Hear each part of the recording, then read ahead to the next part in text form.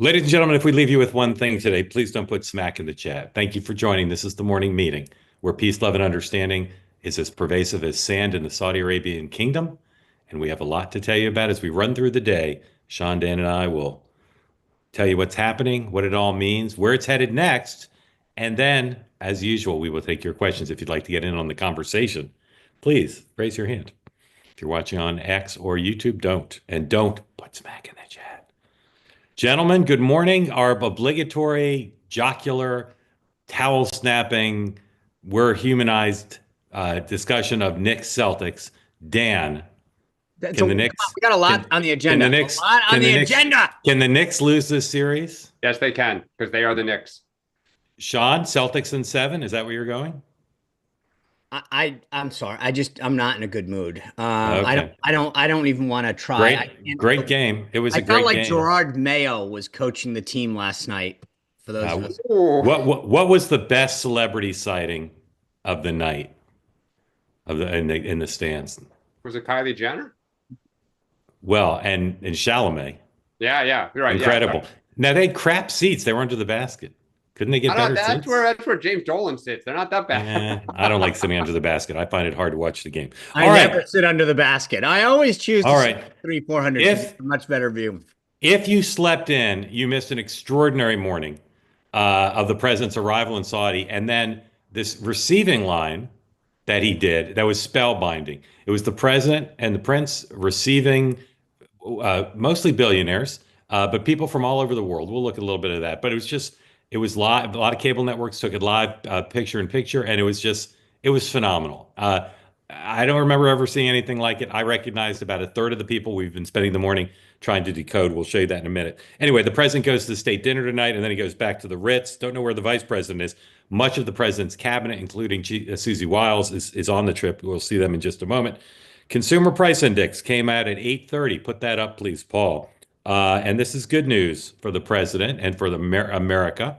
Inflation was pretty cool, less than expected. It was right where expected. Yeah. Listen, CNBC less than expected, but not inflamed in April by the tariffs or tariff talk. So that's good news for everybody. All right, Capitol Hill. By the way, today. I will say I loved a lot of it wasn't just treated as good news by some. Some said, well, it's clear that the Trump policy, most of these guys are literally cheering for economic bad news. It is unbelievable that the coverage is, well, we're not seeing the full effect yet, or maybe you're wrong. I mean, you didn't hear me say that. I said good news for America. Not you. I'm just saying the media. Capitol Hill today. Again, if you just looked at the daily coverage, you'd say there's no way reconciliation is passing, but we all think it will, but going to be bumpy. Markups of the bill: energy and commerce at 2, ways and means at 2:30, agriculture at 7:30. All of those expected to be marathon sessions unless the plug gets pulled. By the way, you saw you think about stuff that jumps out at you. The Ag Committee going at 7:30. Yeah. Right. The idea is to wear those guys out. Now, nothing is resolved, and things like SALT and Medicaid continue to be extreme hotspots and points of dissension within the party. But this is a classic nothing is decided till everything is decided situation. House Democrats, 12:15, hold a rally on Capitol Hill to protest what they call cuts to the social safety net. It's Tuesday. That means senators in Democrat and Republican having their separate party lunches. And Mike Johnson holds a candlelight vigil and makes brief remarks in honor of Police Week. 11 a.m. here in New York City, aka Gotham City. The U.S. Court of International Trade hears arguments on the Trump tariffs.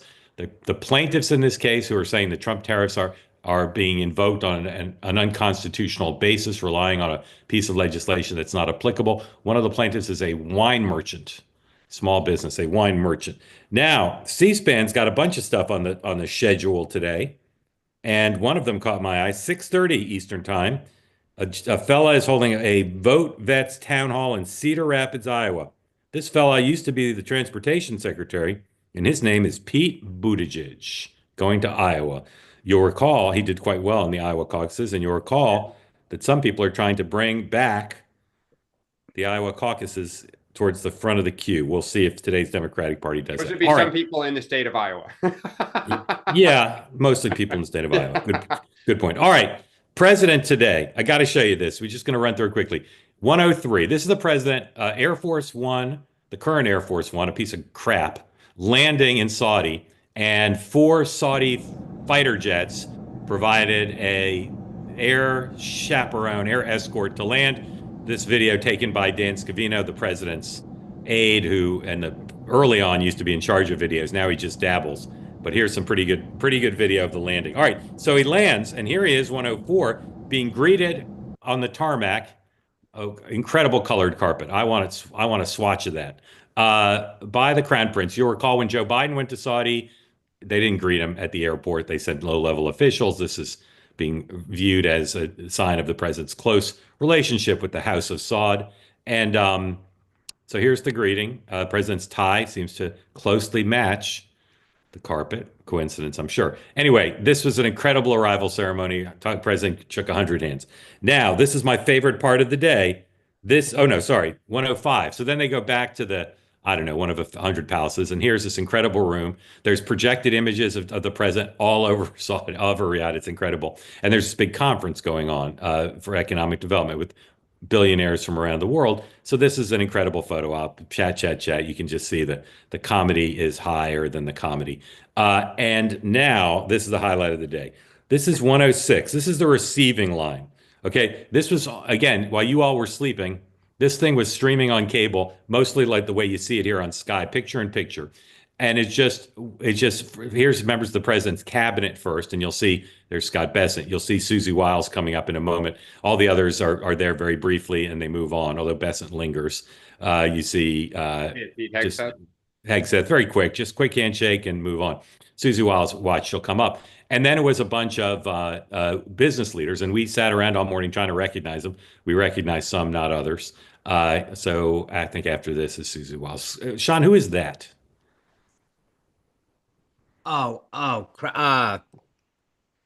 Keep going. You can keep going. He's seen them. Sean's done lineups before. He knows how to remember remember. All right, here's Susie. So Susie tries to move on, and the president's like, no. I need to tell you about this lady. This lady runs my life. This lady is so very good. All right, so okay, now you can put on fast forward. It just was an endless procession, and it was kind of interesting. And even on CNBC, where they're supposed to know every world leader, every business leader, they were like 33%. They didn't know who a bunch of the people were. Some Americans, some not. Elon Musk was one of them. Okay, now here's 107. One of the people popped up is a friend of Two-Way. There you see Patrick Soon-Shiong, the owner of Los Angeles Times and the future host of a show on Two-Way with me about fighting cancer. He got a lot of time with the president and the Saudi leader. You can see just lingering. He didn't have the most time, but he was in the top tier. And I don't know what they talked about. Presumably, he's trying to book both of them as guests on our upcoming show. All right. So, Dan, the trip's just started. He's got two other stops at least, and maybe there's all sorts of talk that he might go to Turkey for peace talks, or there might be an Abraham Accord 2, which I told you about a few days ago. What do you think of the trip so far, Dan? Oh, the visuals are unbelievable. Trump likes a good visual. Look, he loves the pomp and circumstance, and he loves the flattery and the giant gilded halls and look, we'll see. I mean, a lot of these companies that are there have significant investments from the Saudis. A lot of them are trying to help Saudi Arabia diversify its economy. That is the top goal of the Crown Prince, to get off of the reliance on oil. And a lot of those companies are at the forefront of that. So look, it's good for American business. Hopefully some good comes out of it for our country. But he loves this stuff. Sean, most presidents don't really like receiving lines. The president seemed to like this one. Yeah, well, it's who's in the receiving line that matters. Yeah. And I think, we talked about this yesterday, but I think we're talking about upwards of $1 trillion in foreign direct investment, U.S. purchases of military equipment, et cetera, that my guess is they'll announce. I went back through the pictures from our May 2017 photo. It's actually kind of funny how similar so far it is in terms of just sequencing, et cetera. But I mean, I think part of the reason he replicated that is that it was so well done the first time that you want to start off on a high note. All right. We'll talk more about the trip tomorrow because I expect some news today, or maybe tease tomorrow. But I want to talk about the plane. the president yesterday, after we got off the air, took off the table that he would fly it personally. He basically seemed to say he'd fly it as president, and then it would be mothballed and brought to his library the way there's an Air Force One at the Reagan Library, which is the president's analysis is correct. It's a great visual, a great attraction at the Reagan Library, and it elevates it as an attraction. It's not clear to me if he would only take it, if he'd take it immediately, or he'd only take it after it was sort of done. But what's also happened since we last discussed this. One is Ted Cruz on CNBC was not the only this morning was not the only Republican expressing a lot of concerns about a variety of issues, including the security. But what seems to me to trump the whole thing is this thing cannot be configured in time for the president to use it. According to every expert I saw quoted, it'll take years for them to add in all the security features that are needed to make sure there are no listening devices on it, to equip it with surface to ground and surface to air missiles, to, do all the things, harden it, everything else. So, Sean, why is the president picking this fight and doing this for something he'll never actually fly on, it appears? The funny part is the issue with Boeing and it's delayed isn't that we didn't have the shells. There were two shells of 747s available. It's the time to retrofit it. As you mentioned, both the security features, the refueling features, the tech to fly it, the configuration for staff and everything else. I mean, so I think part of this is just there's a bit of a troll going on as well, trolling Boeing, trolling them. I don't think that there's anybody who does believe. I agree with your assessment because it's going to take probably minimum a couple of years. Maybe he could fly in it on the last couple of days or something like that. I think part of this, but it's not going to happen during his term in any significant way. I think part of this is just to troll Boeing and to get them to get their act together. Dan? I don't know, because I don't think this gives him a lot of leverage over Boeing. It's one of the dumbest things I've ever seen a U.S. president do in office, ever. Because the idea that only a fool would not accept it, only a fool, as David Axelrod said, and the average common sense test, a foreign government gives you something worth $400 million because they expect something in return. Not because you have a nice smile, not because they're all about MAGA. It is to influence you. Trump made a complete ass of himself taking this. I mean, his own party is saying it. It's the dumbest thing I've ever seen anyone do. And if he never flies it as president, just idiotic. Again, maybe he could beg the service to let him fly it without sufficient security on it. But if he begs the service to do it and he gets one, and if he can't convince the service to let him fly it, then is he really going to put it in his library? Why? I mean, what is it? Because it has a gold toilet? What is it that appeals to him other than it's big, it's fancy, and it's gilded? Like, are you that much of a child that you need like a nice plane? Like, I mean, it's embarrassing. It's so pathetic what he did. He does care about having a nice plane. I've heard hilarious stories, and I mean, I've experienced it too. Sure. He likes having a nice plane, and this would give him, I think it's the nicest plane in the world, right? So he gets a nice plane in the world. But it's also, remember, you're seeing it as a luxury 747, not as an outfitted Air Force One. Right. But again, I think this has George Conway does not feel any differently about Donald Trump after the plane story, certainly. But some people might, and Republican members of Congress, for the most part, have dodged this, but they think it's ridiculous. So I don't know. I agree. He's not going to pressure Boeing. It just seems all downside and no upside to me. Who knows? We'll find out. Yeah. All right. Again, we could talk about reconciliation for an hour, Sean. I'm pretty sure you still think will pass. Where are the pressure points now? Where are the things that seem the most unsolvable as we sit here this morning? I mean, it's a seesaw. So every time you give something to someone, you got to take something off, right? So they offer $30,000 on SALT. I think that's pretty much a non-starter for Lawler and the 4 or 5 that he represents there on that state and local deduction.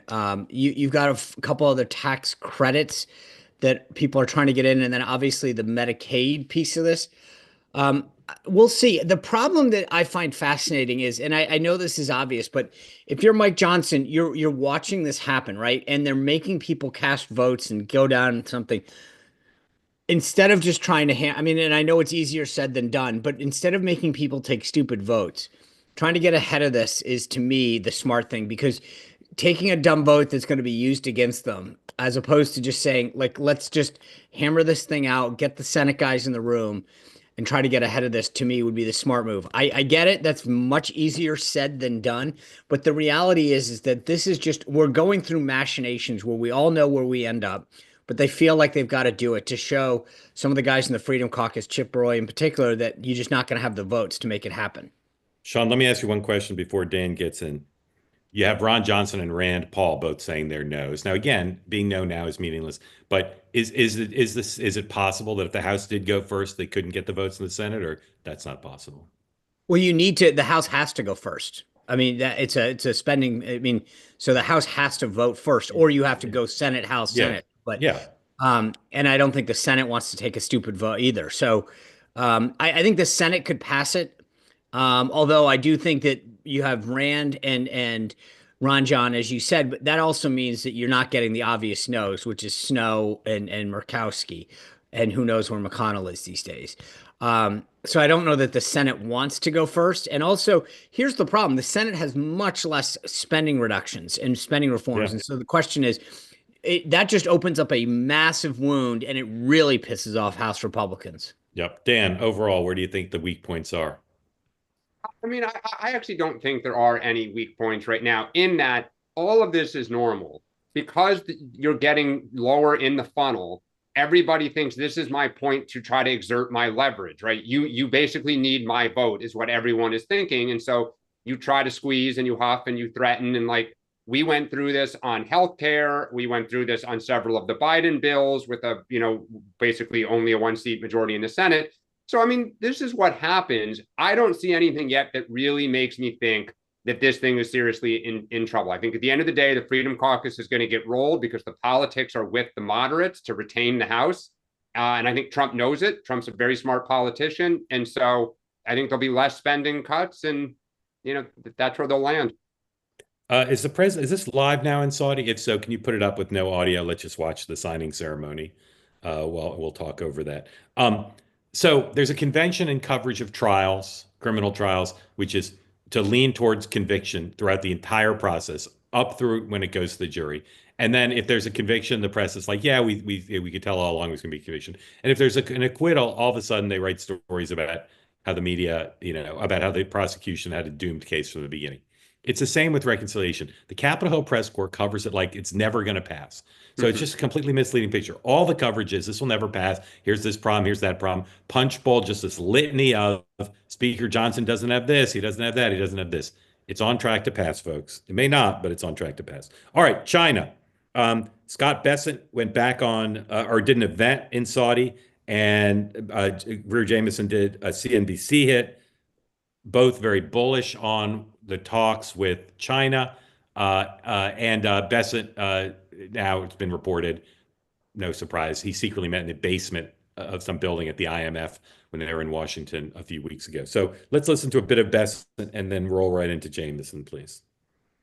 The vice premier and I now call this the Geneva mechanism to prevent any misunderstandings, because President Trump and Party Chairman Xi have a very good relationship, but the relationship did not make its way down through other levels of government. So I think the important thing is that after this weekend, we have a mechanism to avoid escalation like we had before. We both agreed to bring the tariffs levels down 115%, which I think is very productive, because where we were with 145 and 125 was the equivalent of an unintended embargo. That is not healthy for the two largest economies. We're really involved in a two-step process here with China, and frankly with a lot of other countries as well. You'll recall when the president imposed his reciprocal tariffs on April 2nd, including on China, he very quickly moved to a pause on reciprocal tariffs with countries who were negotiating with us, and those countries were able to go to a 10% rate during that pause. China was the only one that retaliated, and then they escalated very quickly. We escalated to match it, and they decided that they actually did want to talk to us and come to the table, so we went down to a 10%. And a pause of 90 days to talk to them. I mean, this is the plan, and it's working, and now China's part of that plan. All right, there's some skepticism among some business leaders that, quote unquote, this was the plan. But here's someone speaking on behalf of what I call the few caucus, not FEW, but PHEW. Business leaders, politicians, including a lot of Republicans in Washington, who are saying few, thank God they took the off-ramp. Ladies and gentlemen, may I present to you the spokesperson for the few caucus, the gentleman from Texas, Mr. Ted Cruz. 110. I will say what Brad said a minute ago about the announcement, Secretary Besant's announcement, I emphatically agree with. And in fact, the way he broke it down of two paths, one path using the leverage of tariffs to get lower tariffs, that's a fantastic path. That's, I think, what the president is doing, which is why the market is reacting positively. There is another camp within his administration that doesn't want lower tariffs, wants to see high tariffs in perpetuity. And I think right now the president has made the right decision to go down path number one. I think that's exactly the right path to go down. Dan, if the president was seeking your advice on how to proceed next on tariffs, particularly as it relates to China and Europe, what would you tell him to do? I mean, I think he made the right move. I think now the question is what comes of all of this? I mean, so far, China has agreed to nothing other than to lower its tariffs, just like we agreed to lower our tariffs. There's nothing else that there's not a single thing new that China has agreed to. We'll see what Europe does. I think it buys him time and the markets are calmer. He'll never put these back in place. That's never going to happen. Just like he's never going to put the other ones back in place on July 4th. So we'll see. We'll see what he gets out of all of this. Sean. I think trying to get some early deliverables is critical. I mean, I think figuring out both, he brought up fentanyl. He talked about keeping that tariff on. So both dealing with that and then obviously trying to figure out some bigger wins on market access and on trade. There's killer. It's not just the tariffs there, but obviously China's got the biggest issue of non-tariff barriers. It's right up there with India and Japan. And so I would figure out for him some ways to show additional market access for key industries. Okay. Yeah, I mean, look, too, at the end of the day, Chinese want to keep the employment high. So, that means U.S. companies staying. Yeah, I think they're not going to get massive onshoring, but I think they're going to get a lot of other stuff. And I continue to be told this play with China is about more than economics. It's also about security and about IP and about AI and all the other big ticket items between the two countries. All right, Russia has its, if you want to get into the conversation, please raise your hand. Russia has its own alphabet, its own language, its own food. I think it has its own Ritz-Carlton, but it has the same calendar as we do. So today's Tuesday. Sean, is there going to be a summit on Thursday in Turkey with Putin, Zelensky, and Trump, or no? I don't think I'm very skeptical that Trump goes. I mean, I think security issue. I mean, I put it this way: if Trump is going, we'll know sooner rather than later because you can't just plop Air Force One down in Turkey. It's not. I mean, that you can't do it in the States. Never mind a foreign country. So you'll start to hear signs of that. I do still think that Putin needs to show up, and maybe I'm wrong on that, but I will tell you that if Putin doesn't show up after what Trump's rejecting the ceasefire and saying I want a meeting, and then Zelensky calling his bluff on it, if he doesn't show up, I really think he's probably exhausted any patience that Trump still might have with him. And the Europeans, they've delayed adding on additional sanctions until they see whether Putin shows up. But they say, I think they're basically saying if he doesn't show up, they'll put the sanctions on. I don't know. Dan, is there a Thursday meeting coming up? I don't think so. I think Trump would only go if he knew the outcome so he could get credit for it. I think to go and have Putin, walk this into the ground again would just madden him. And I think this is really going to come down to, is Trump willing to kind of threaten to rush more arms in there? It's the only thing Putin's going to respect. I wish I had. Dan, just to be clear, do you think that I don't think that Trump shows up for security reasons, right? But do you think that yesterday you didn't think that Putin would show up? Do you still think that Putin won't show up? I think Putin will not show up. Correct. Either of you have an Apple AirTag on Steve Witkoff?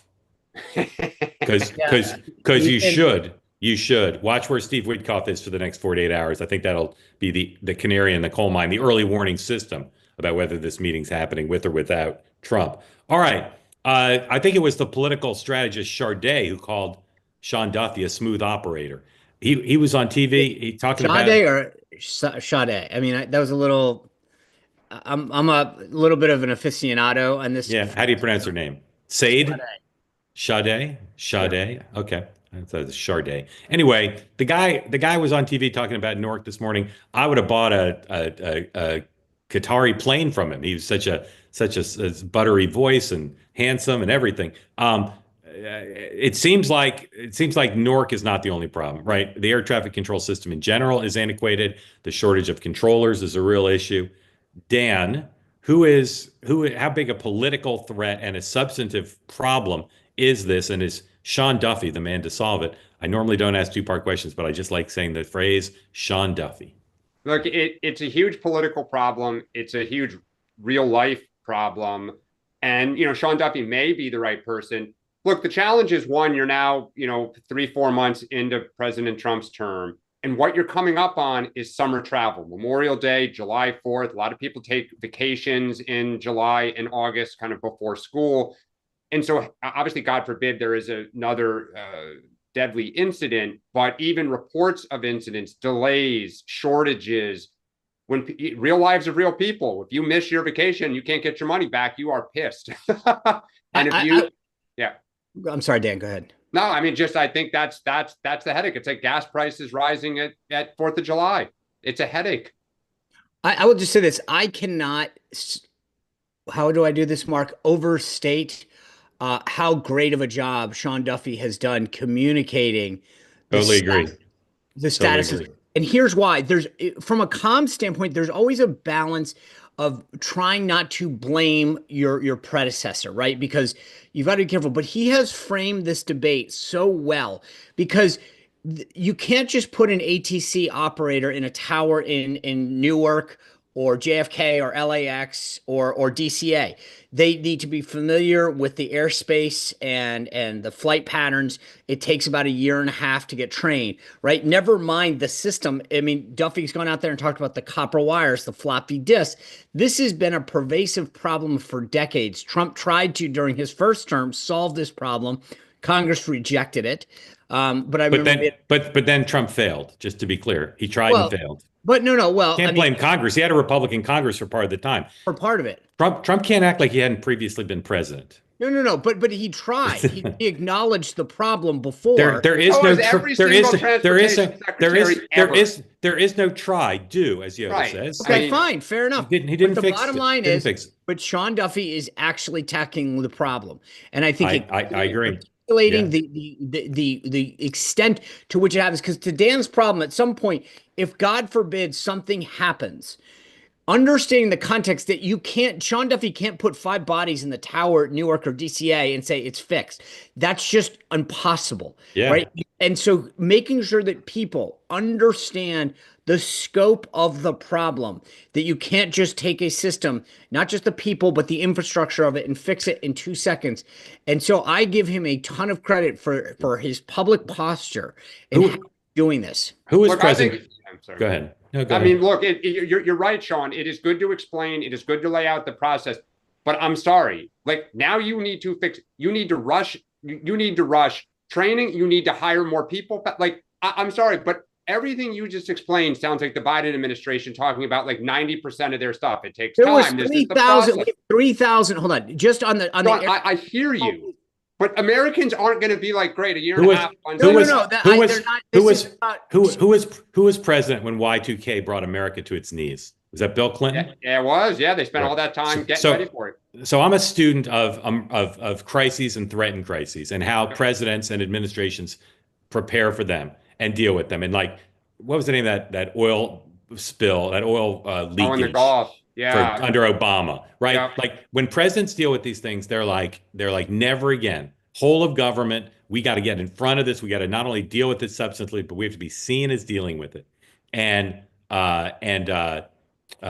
you saw it with Katrina and Bush, right? Trump, again, it's part of like the inexplicable magic of Trump. Like, he doesn't usually get caught up in these things because he changes the subject with some mean social media post.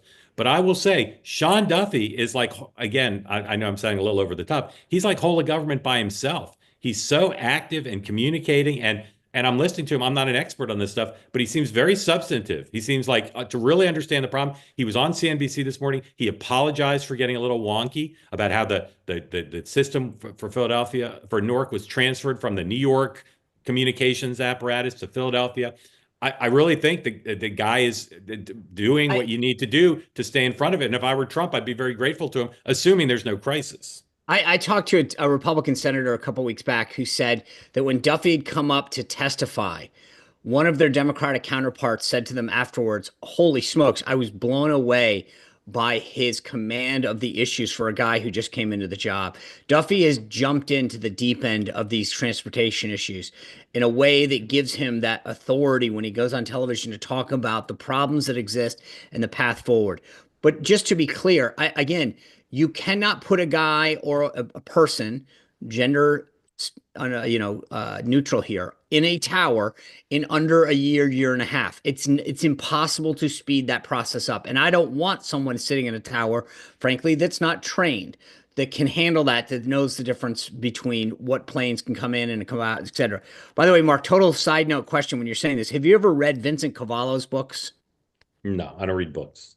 Okay, good. He's a professor at Columbia, actually probably the greatest authoritative figure when it comes to studying crises and how leaders are prepared for them. So I just throw that out there as a. All right, we'll put that in the bibliography. All right, last topic, and then we're going to your questions. David Hogg is the vice chair of the DNC. We're not going to get into all the details, but basically he announced he was raising money to primary incumbent Democrats, and there was all talk of removing him. Now the DNC is trying to remove him based on a pretext that, he wasn't elected fairly and they're targeting someone else. Simple question for both of you. By Canadian Thanksgiving, when is Canadian Thanksgiving? Does anybody know? What month is Canadian Thanksgiving? No. No. All right, let's go with by Labor Day. Will David Hogg be a member of the DNC's executive structure by Labor Day? Dan? Yes. Sean? I don't know when's the next meeting of the DNC because it has to. Well, they're doing it through extraordinary processes, so it's not going to be at a meeting if it happens. Well, so here's the issue: there are two people that are being brought up, and it's a gender balance issue. Yeah. So one of them goes. Sean, are you familiar with the yes/no question? Do you know that? I am, but I hate yes/no questions. I think it's a cop out. Answer the question you want. I think he is. Yes. You think you both, Dan? You said yes too. I think so. I mean, it's so embarrassing. That Marshall dude has to go then. Wrong. Wrong. The correct answer is he's a goner. Okay. He's a goner. So is he removed or does he quit then? He's gone. I didn't stipulate whether quit or removed. I think he quits under pressure for removal. I think they go to him and say. By the way, you do. The funny part about this whole deal is, remember, there's a gender balance issue in their bylaws.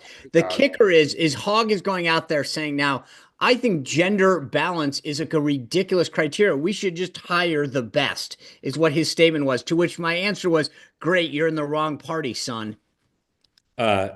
The funny part actually is I got nothing on that. The funny part is actually my imitation of John McLaughlin. That's the funny part.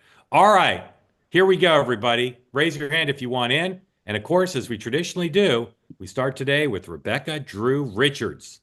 Rebecca, welcome in. Please unmute. Tell everybody where you are, what's on your hat, and what's on your mind. Looks like Adidas.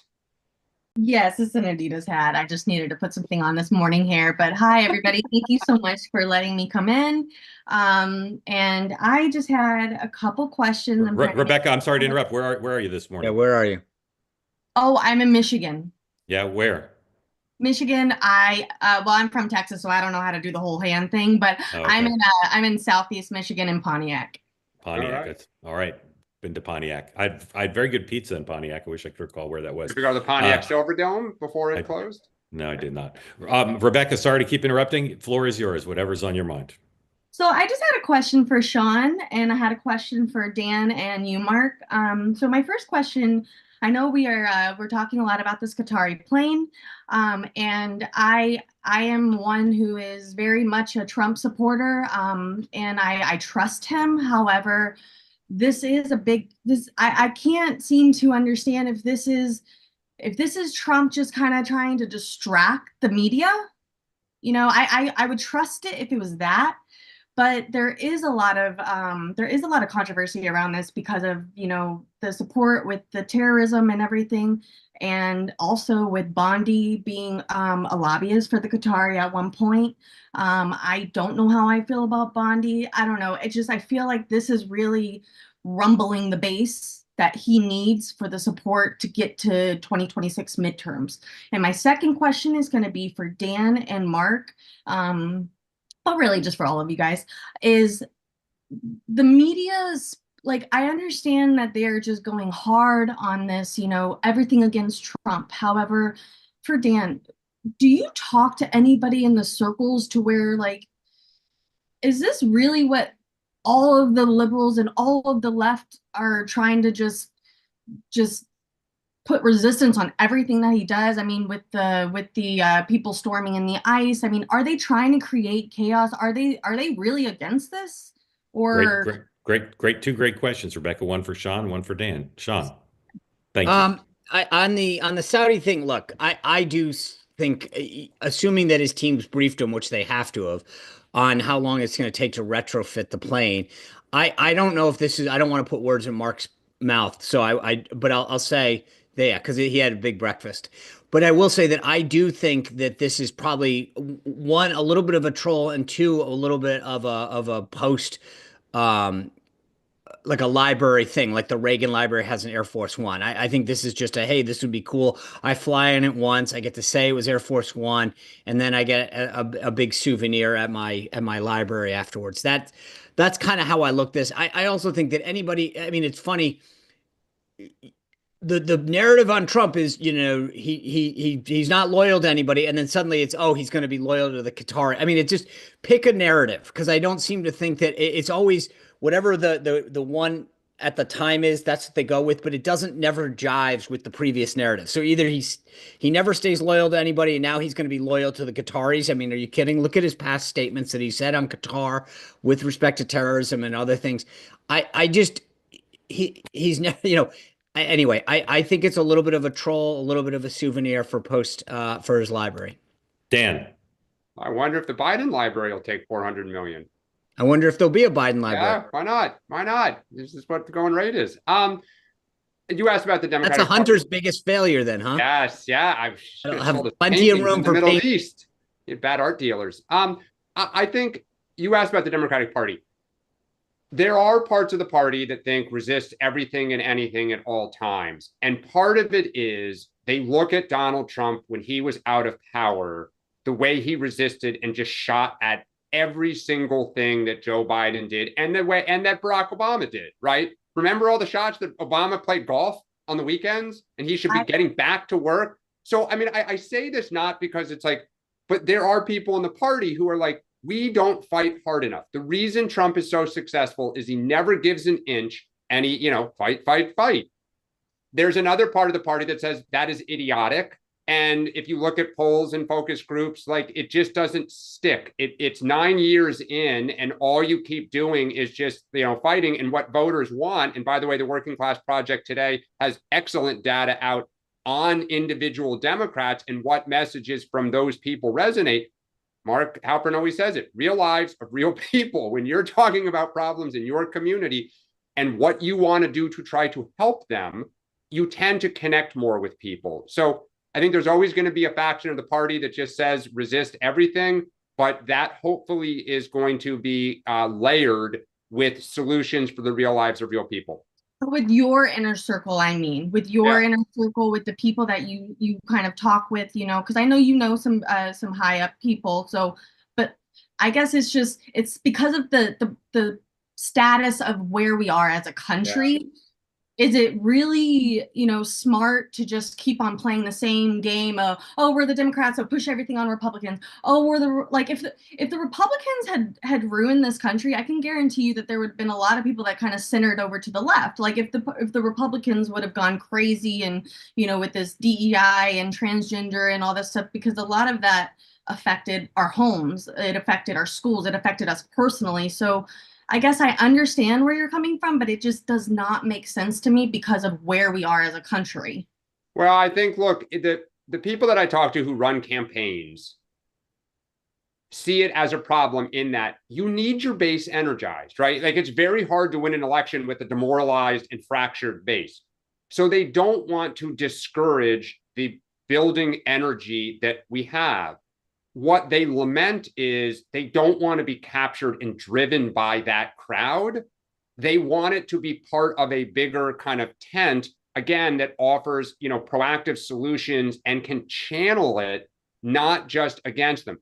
The frustrating thing is they're not sure how to do it. Kamala Harris couldn't do it. Joe Biden could never do it. The last person who kind of had some control over the base was Barack Obama. Hillary Clinton couldn't. It was part of her problem. Bernie Sanders just nicked at her ankles that whole campaign, and she'd tell you it's the main reason she lost.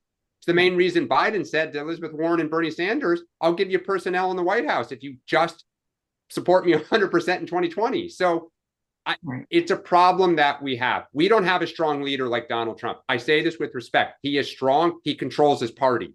They fear him. Nobody fears us. I can say the person that I don't see anybody like an Obama in your camp just yet, but the person that I keep on seeing trying to come out and having a little bit more of a rational take on things is Roe. And again, this is coming from somebody who's very, I mean, I don't consider myself in a party per se, but I'm, very much against everything that the Democrats have been pushing. But for like a logical person to speak out to people with, Ro Khanna has been saying, trying to work with the Republicans. And I think that us as a country, we're broke. We're broke. Yeah. We don't have things like, we don't care about, the up higher things. So we want to see Congress come together. We want to see you guys come together. It's so frustrating because we see our country deteriorating. It's like, we really want the Republicans to come to the center and talk to the Democrats. To talk to no, you want Republicans to come to the center too. Yes, no, absolutely. I'm not saying you're far one way or the other, but I'm just trying to be fair. Ro Khanna does seem to have a sense of things that he's getting out to people, but I'm not endorsing anybody. Rebecca, thank you for that. Thank you for coming on. Why do you like two-way? Why do you like two-way? Me? Yeah. Why do I like two-way? Oh, yeah. I love hearing like Mark, I watch Megyn Kelly every day. And so I love hearing your measured take on things. And I love hearing Dan's take on things, even though most of the time, 90% of the time I do not agree. You still express things in a way with respect. And Sean, I mean, you're my energy. I echo everything that you're saying. So I love this group, and I love that you guys have on real people. Like, I mean, I can't believe that I'm actually on here today. You're doing great. Well, we're honored. We're honored to have you on. And thank you for the kind words, and please come back regularly. Okay. I will, for sure. Okay. Now that I got my Zoom on.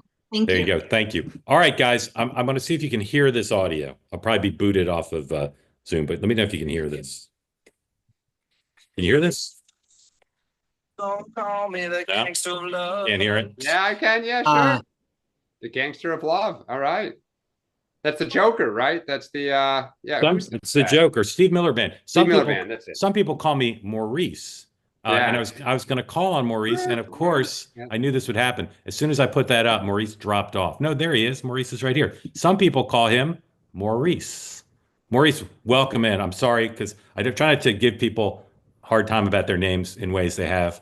I'm sure people bring up that Steve Miller song to you on occasion, but on occasion, yes. On occasion. Anyway, Maurice, welcome in. Thank you for joining. Please tell folks where you are and what's on your mind. I'm in southwestern Pennsylvania. And first of all, thank you all for the program, and thank you, Mark, for the platform. It really has changed the way I look at public affairs. And I feel like I'm not being pushed to react, and that's so important. Very grateful to you for saying that. Thank you. Well, thank you.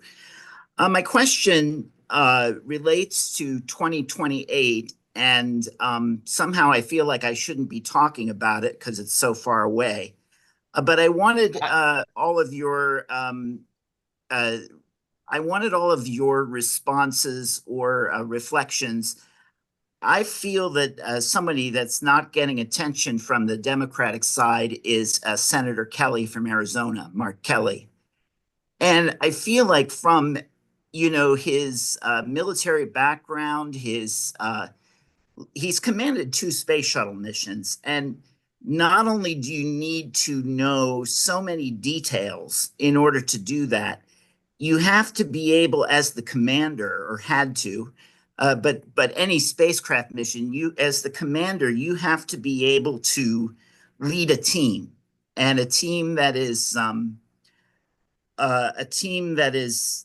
diverse, that has different jobs. You have to be able to delegate. And I just think from a leadership perspective, he'd be a very attractive candidate. And I wonder why he isn't getting more attention. Maybe he doesn't want to be president, and that's certainly a consideration. Yeah, Maurice, but yes, great question. Thank you. Stand by. Sure. Stay with us, Dan. Why doesn't Mark Kelly get discussed more as euphemistically as a national leader?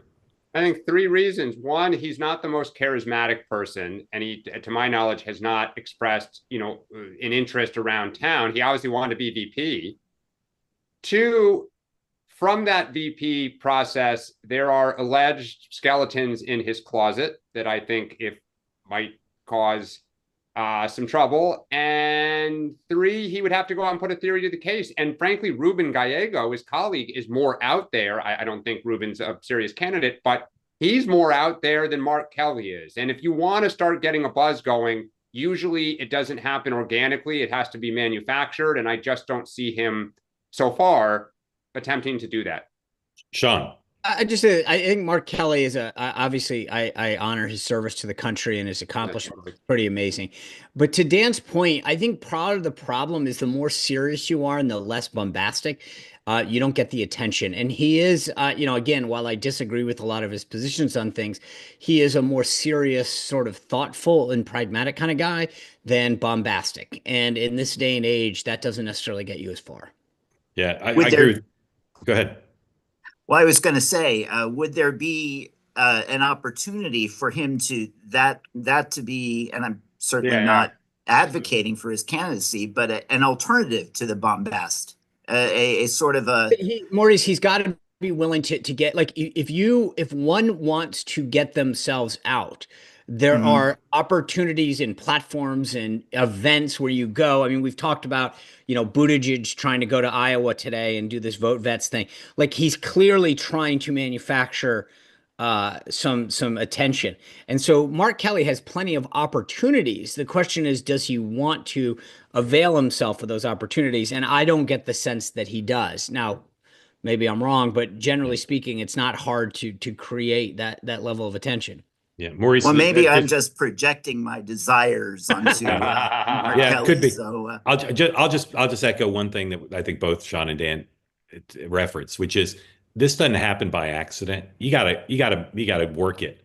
You gotta want it, and you could. There's 50 Democrats who you could take some biography, some accomplishments, some personal wealth, and maybe some history of campaigning, and say, yeah, I could make a case for them.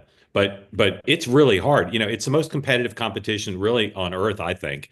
And so it'd be like saying, like, why isn't the guy who scores 30 off me in pickup basketball? Why isn't he a Division I star? Well, because it takes some work. You don't just look good on a street court and all of a sudden you're in Division I. So I really do believe that he's taken almost no steps to make himself seen in that way. I don't think being quote unquote boring or low key is disqualifying. I really don't. But I think you have to work it in other ways. You have to convince people that that's an attractive trait in the president. Mark, the point. I think Andy Beshear is going that route. Yeah. I think he's going to try to be the dull, serious. Yes, I've been listening to his podcast, and I can say if the path to the presidency is to be uninteresting, the man is destined for the Oval Office. Sean. Well, I just think that is a That's a really t-shirt. good, it's a really apt description about, sports. That if you listen to these folks, Steph Curry, Tom Brady, who talk about how they succeeded, they get out there, they're shooting hoops every day, they're playing, they're training, that it's diet. And politics isn't that different. I mean, it's not like you just go, I would like to be senator, or I would like to be governor, or I'd like to be president. If you don't go out there and take the reps, shoot the ball, work out, change your, I mean, do the political equivalence of that. It doesn't just get handed to you. Like I have conversations with people all the time who are thinking of running, and they go through their resume and I'm like, wow, you are really qualified. Being a good official and being a good candidate are not the same. And you have to be a good political animal. I'll give you an example that I always cite. 2008, okay, the Democratic field had Joe Biden, Chris Dodd, Bill Richardson, Hillary Clinton, and Barack Obama. And John Edwards. Well, no, and you know who did really well that year was John Edwards. All right. Why did John Edwards do well? Because John Edwards woke up every morning and said, what are the 10 things I have to do today? And he did this for years. What are the 10 things I have to do today to position myself to be the Democratic nominee for president? Hillary Clinton, one of the reasons she didn't win was she didn't wake up every day and do that. She woke up every day and say, what are the 6 things I need to do? And then she didn't do 3 of the 6. How many days did she woke up and said, what are the 6 things that could cost me? Exactly. I did wrong. Exactly. How many John, days, yeah. How many John days Edwards, in November did you point out like Kamala Harris's schedule was blank? Correct. Even well, if you want to spend time going to Broadway shows and drinking wine with your friends and traveling with your kids and working at your day job, which is admirable, great, but you're not going to win. You've got to get up and say, and John Edwards didn't just wake up and say, what are the 10 things I need to do? He did them. And if he didn't do them, he put it on the list the next morning and he got it done. And I'll just say one more thing. And I can't tell you the number of presidential candidates I've covered who, when I discuss this concept with them, are like, yeah. Of course. And then there's no evidence that that's what they're doing. Dan. I was going to say the person who may best personify this in the modern era is Donald Trump. Yes, he came down the escalator in 15, but he had been thinking about this for years. He had been talking to people. He flirted with it in 12 and in 2000. And when he lost in 2020, he spent the next year talking to everyone. What did I do wrong? Susie Wiles ran the project. What did I do wrong? Why did I lose this state? Did I have the right people? Did I have the right mess? Like, he was a student of why. And yes, folks, he admitted in private that he lost. He wanted to know, what did I do to have that razor thin difference? And he just was laser focused. I will say with respect, he's an exception because of his extraordinary skills. I don't think he's as linear as you're describing it. Sean may disagree. I think he's a little bit more haphazard than that. Did he not do a full deep dive about why he lost? And like not the way you would have, but even if he did, there were plenty of days he woke up and went and played golf. Yeah, like, sure, of course. He's not the model I'm talking about because he's such a talented political athlete that he could skip the list of 10. So Maurice, that's a long answer, but until we see him do stuff that suggests he's trying to put himself in the mix, he doesn't even do Sunday shows very often, which is an old-fashioned way of positioning yourself. But even there, like, he's not giving people a sense of his heart or his head or his agenda. And that's the other thing is, I defy anybody on this to say what are like the building blocks of a Kelly campaign, like what are issues he cares about with any specificity. He just hasn't defined himself that way, and that's also something that generally people who win do. Maurice, thank you for coming on. Sorry about the Steve Miller reference, and we're grateful to you having to be part of two-way. Thank you. Mark, I'll just share one thing because I know people. When I worked for Hillary Clinton in 2005 and traveled around the country and spent weeks in cities meeting with people, donors and political people. You know what I started finding out in the early fall of 05? You know who was flying around the country? Barack Obama was flying in and he was sitting down with people and saying, what's happening in your area? What's happening with your work? How's your network? What could I do? Oh, you have a kid's bar mitzvah coming up? I'll do a video for it. Oh, this local labor leader needs something? Yeah, I'll make a connection. And I started telling the Clinton campaign, he's showing up everywhere. And this is not something that the senator freshman from Illinois does to get ready for his reelection in 2010.